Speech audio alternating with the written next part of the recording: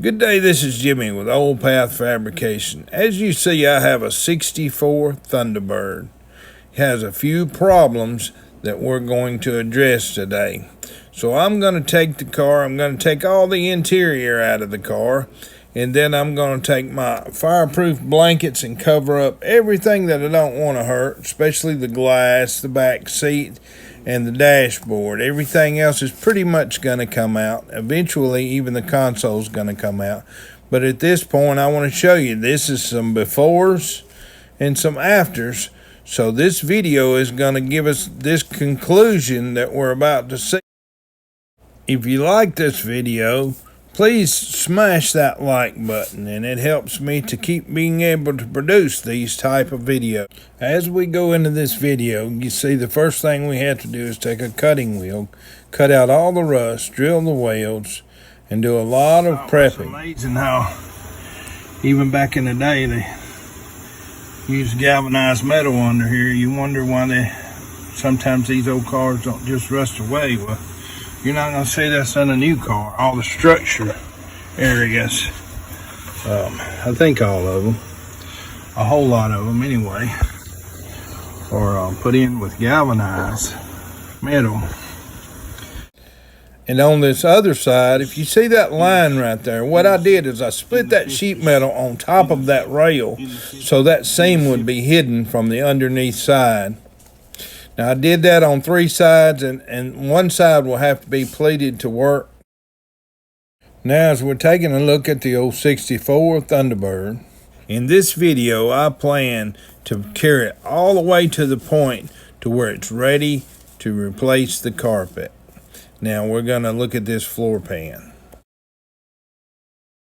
Here's my existing floor pan that they send you, and they said, well, just throw it in there.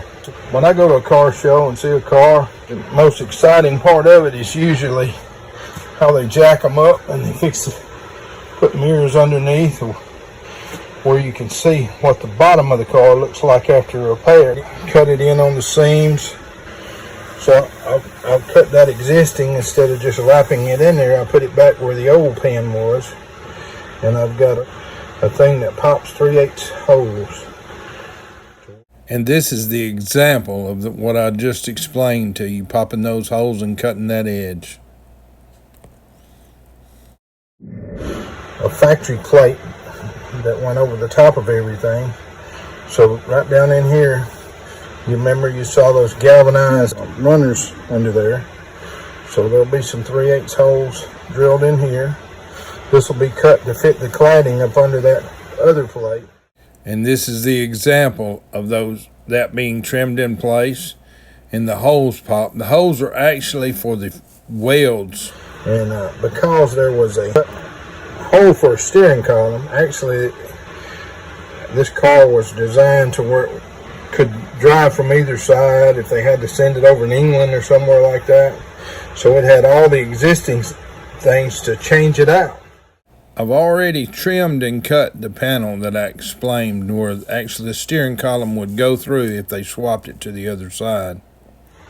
And even in here where that galvanized beam is, we're going to drill a few holes. Actually, the holes is where the welds would be. I always tell people when I'm teaching, I tell them those holes, you just consider those as the bolts, but they're very hard to get out because you have to have like a belt sander or a drill to drill all the old existing holes out to replace a panel in anything. And these old cars are no exception. So what we'll do, we'll drill this out. I'll try to document it on the way. Drill it out to where we could. And this is that panel after preparation. Those holes will go exactly on that galvanized brace that we looked at earlier. This floor will be back to the existing structure just like it was. And the main thing, a lot of times you would just put a piece of metal in it. This right here, these bead rolls is what makes it look factory. When you put those mirrors under that car, you see those factory bead rolls. I'm not saying you can't put bead rolls in or you can't do it without it. For restoration, the restoration needs to be correct as much as possible anyway. You'd want one that had never been touched. That's kind of a pipe dream on these edges that you had to go a little bit further and there's no seam. you go in and you pleat this toward the top with a pleater. I've got a pleater that puts a 1/2 inch lip on it, and then you go into the other side and you pleat it, and it's like you get a 1/2 inch overlap, and you seam that and tack that in. And this is the pleat that we were explaining, but we will do the reverse pleat on the other side, lap them, put a weld in it, and grind it smooth. And this is how I would prep this panel for a good result. It takes a couple fittings, but it'll fall right in there. Now I'm going to take what we have, install it, weld it, grind it, of course, down to the welds disappear, and also seam seal it. All right, I've got my install. Now I've seam sealed it. The seam sealer is still wet. We're going to go to the other side, and we're going to begin the repair. There's a lot of structure on this side that we're going to make by hand. It's going to be very interesting.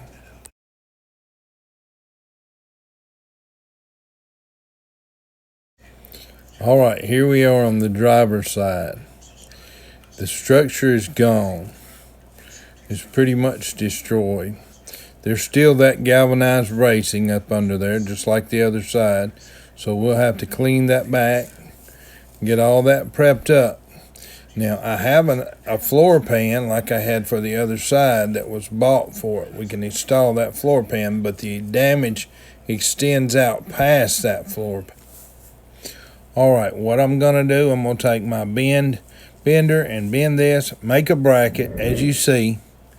And we have a video on brackets and braces that teaches how to do this type of thing. Right now, we're going to move on with this car. I'll put that video, brackets and braces, in the description if you're interested. Now, it's very important that I get everything clamped in place and drawn down as tight as I can, because there's a seat that bolts here, and there's a couple of things that have to be in place, and there's just no tolerance in those bolt holes and things. But those popped holes there, I'm going to weld them, and then I'm going to take and grind them off, and we're going to move on with placing the floor pan in. So let me go ahead and weld those up right there, and we'll go from there.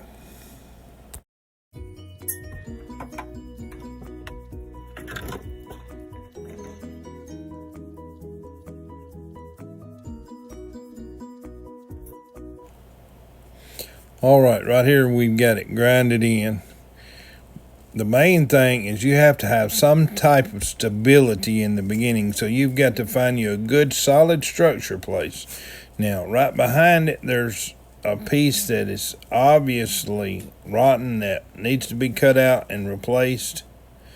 And we have a stable area. If we cut it all out at once, it would fall out of place, or it's just, you don't want to cut everything out, especially when you're rebuilding the structure.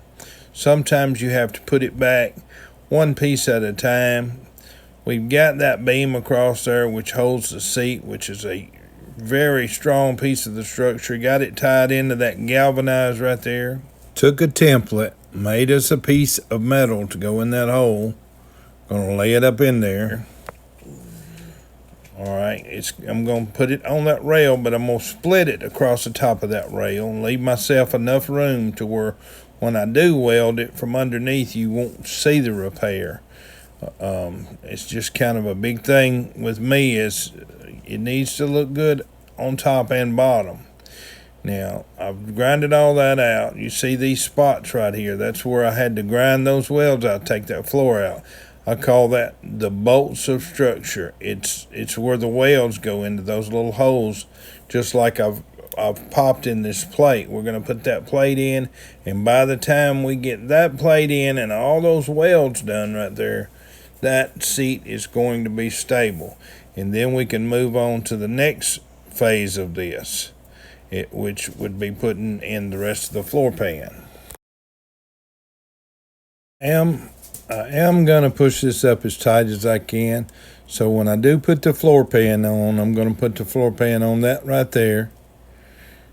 where the welds are hidden as much as possible. There's a little bit more I had to take out, but we're going to do this floor pan kind of like we did the other side. It will kind of be like a symmetric type thing on that. I showed you how we did the other side. So we're going to put this in. We're going to get some good solid welds on it, and we're going to lay that floor pan in.